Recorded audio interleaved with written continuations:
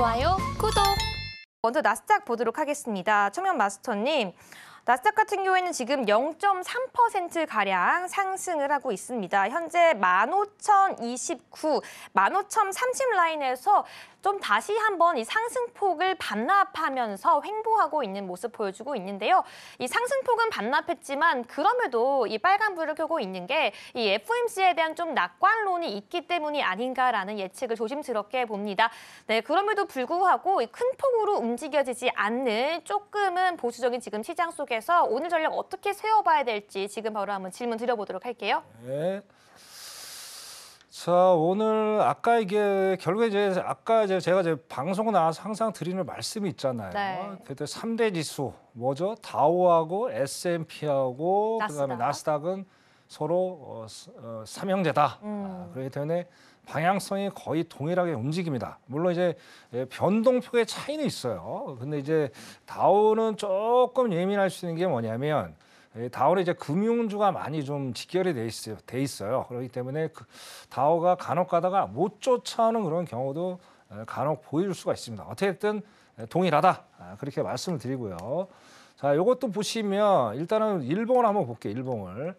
자, 일봉을 이제 오늘 몰이 바뀌었습니다. 우리 시청자 여러분 혹시라도 이제 야, 이거 왜 내가 봤던 차트하고 이 상황이 다르지? 그거는 몰이 바뀌었기 때문에 이제 9월 몰로 바뀌었기 때문에 어떤 매매하는데 혼돈이 있으시면 안 돼요. 간혹 가다가 우리 시청자 여러분들 중에 갑자기 왜 이렇게 안 돼요? 몰이 바뀌었다는 거예요. 그래서 매일매일 적어도 체크를 잘 하시면서 투자의 방향을 좀 가져가시면 안정성. 자, 그래도 이게 이제 3개월마다 바뀌는 몰이기 때문에 또 헷갈릴 수가 있어요. 그때는 아예 이제 알람 설정하셔서 핸드폰에다가 그러면 이렇게 바로바로 이제 대처로 위기를 대처 능력이 좀 있을 수 있겠죠.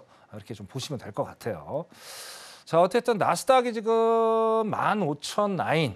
15,000을 일단은 돌파를 했습니다. 돌파를 했고 일봉상 봤을 때 일단 전일 그 캔들 일봉이죠. 일봉 제가 말씀드린 일봉.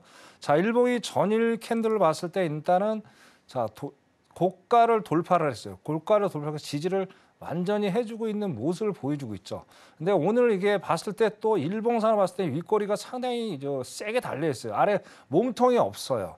자, 근데 기본적으로 이게 자 일본 캔들이 어때요? 몸통이 어느 정도 달려 있어야 돼요. 영망치죠, 영망치. 근데 몸통이 지금 전혀 없어요. 지금 보시다시피. 자, 여기서 윗꼬리가 달려지면 추가적인 상승세로 갈 수 있는 여지가 충분히 있습니다.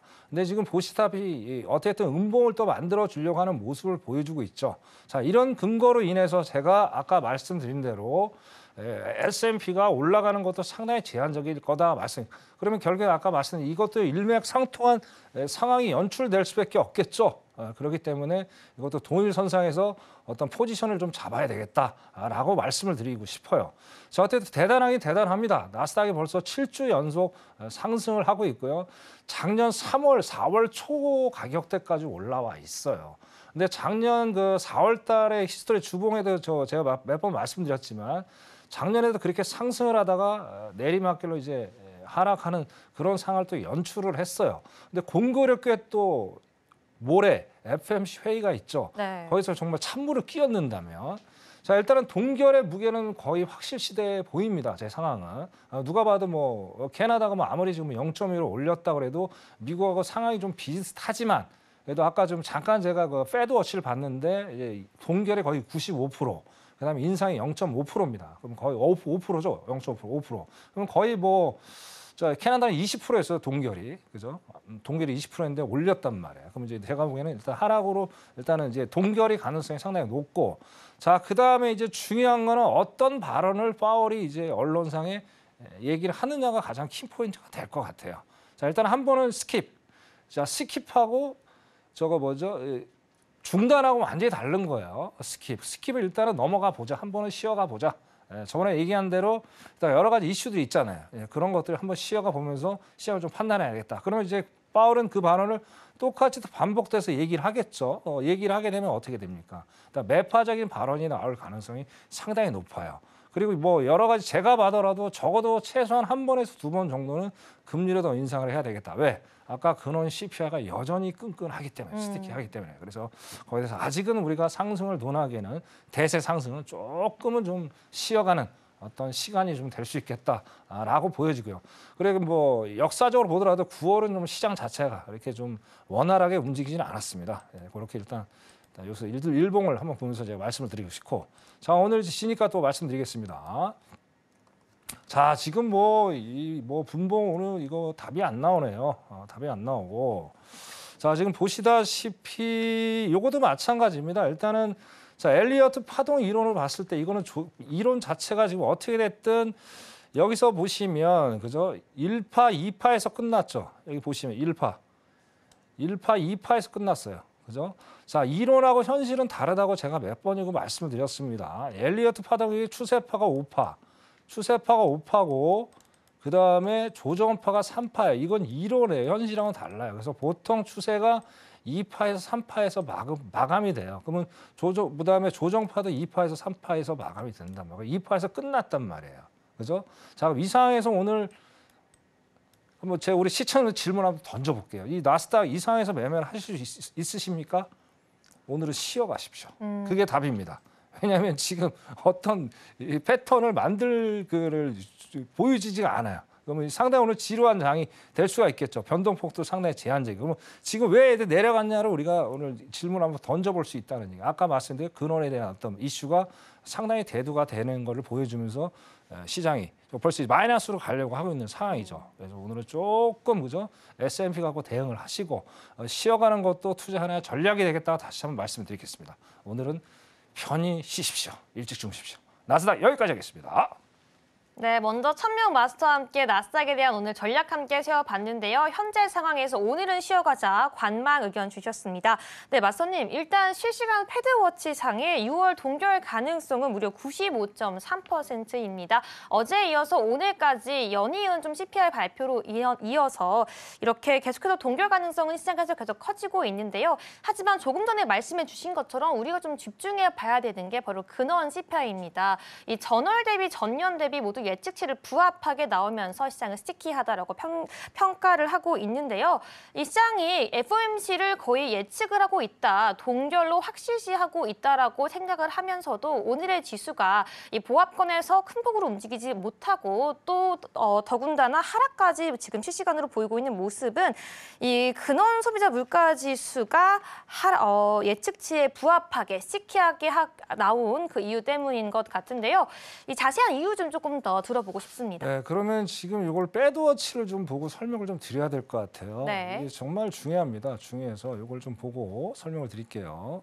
아까 이제 앵커님 말씀하신 대로 지금 패드워치를 보면 자 일단은 모레 거의 97.6%죠. 거의 이제 동결이 거의 확실시 되고 있는데. 자 이것도 퀘션이 아까 근원이 또 어떻게 될지 일단 동결로 일단 생각을 합시다. 복잡하게 투자는 너무 복잡하게 가시면 안 돼요. 간단하게 제가 이제 여러분한테 정확한 답을 드려야 되겠죠. 자 6월 달은 동결로 결정을 짓자. 자 그다음에 중요한 게 7월에 어떻게 갈 것이냐. 여기서 제가 보고 좀 약간 좀 당황을 좀 했어요. 다음 달 거 7월 26일 날 발표가 있어요. 자 보십시오. 자 가운데 있는 게 이제 0.25% 베이비 스텝이죠. 베이비 스텝을 인상을 하는 거예요. 근데 이게 지금 어떻게 됐냐면 자 어제 같은 경우에 59%한 60% 정도였단 말이에요. 네. 근데 지금 거의 4%가 업이 됐죠. 자 이게 뭐냐 이거죠. 자 6월 달에 어떻게 했든 파월이 저번에 5월 달에 얘기를 했잖아요. 그리고 나중에 여러 미팅 하는데 거기서도 일단 한 번은 쉬어가겠다. 그리고 연준 부의장도 한 번은 쉬어가겠다는 얘기를 분명히 이제 시장에 어나운스를 했단 말이에요. 약속은 지켜야 될 거 아니에요. 자 그리고 또 그 얘기 있잖아요. 자 부채 한도 어떻게든 국채를 1조 달러를 빨리빨리 발행을 해서 미 재무부의 곳간에 곡식을 채워놔야 된단 말이에요. 자 그럼 유동성이 말라버리겠죠. 자 말라버리면 어떻게 돼요? 일단은 신용 경색이 생기면서 금리를 0.25% 인상하는 효과가 있겠다라는 거에 연준이 어떤 힌트를 또 가지면서 부담을 조금은 덜 남한테 떠넘기기 그렇게 될 수도 있어요. 그럼 어떻게든 표면적으로는 연준이 얘기는 안 했지만 그죠? 그래서 표면적으로는 0.25를 올리는 효과가 조만간에 나타나겠죠. 여기서 또 만약에 파월이 0.25로 또 갖춰 올려버리면 상당히 연준에서 부담이 갈 수도 있겠죠. 네. 그런 것 때문에 6월 달 일단 스킵이다. 그리고 이제 7월 달에는 어차피 올릴 수밖에 없다라는 상관을 좀 드릴 수가 있을 것 같아요. 자, 그리고 여러분들이 이걸 아셔야 돼요. 왜 근원 CPI 이 월간이 중요하냐면요. 자, 그게 12달 다 합쳐서 걔가 2% 이하로 떨어져야 돼요. 근데 아까 제가 확인을 해보니까 자, 5월 달까지 2.5%예요. 지금 연준이 바라본 게 2%잖아요. 그죠? 자, 벌써 7개월이 남았습니다. 아직까지. 자, 그러면 최소한 1%까지라도 최소한 제가 미니멈으로 한번 잡아볼게요. 다 합쳐갖고 7개월 동안 해서 1% 정도 나온다. 그럼 3.5%예요. 그러니까 6월 달에 점도표가 발표가 있다고 그랬죠. 그래서 저번에 얘기했던 게 올해 하반기까지 그 CPI가 3.5%에 3.5% 정도 이루어지겠다. 그게 계산이 딱딱딱딱 맞아 떨어진다는 거예요. 자, 그래서 결론은 뭡니까? 연준위원들이 얘기를 했죠. 올 연말까지 어떻게 돼요? 올 연말까지 저거 없다고 그랬죠. 금리 인하 없죠. 거기에 대해서 포커스를 맞춰라. 이걸 보면서 다시 한번 강조를 드리겠습니다. 여기까지 하겠습니다. 좋아요, 구독.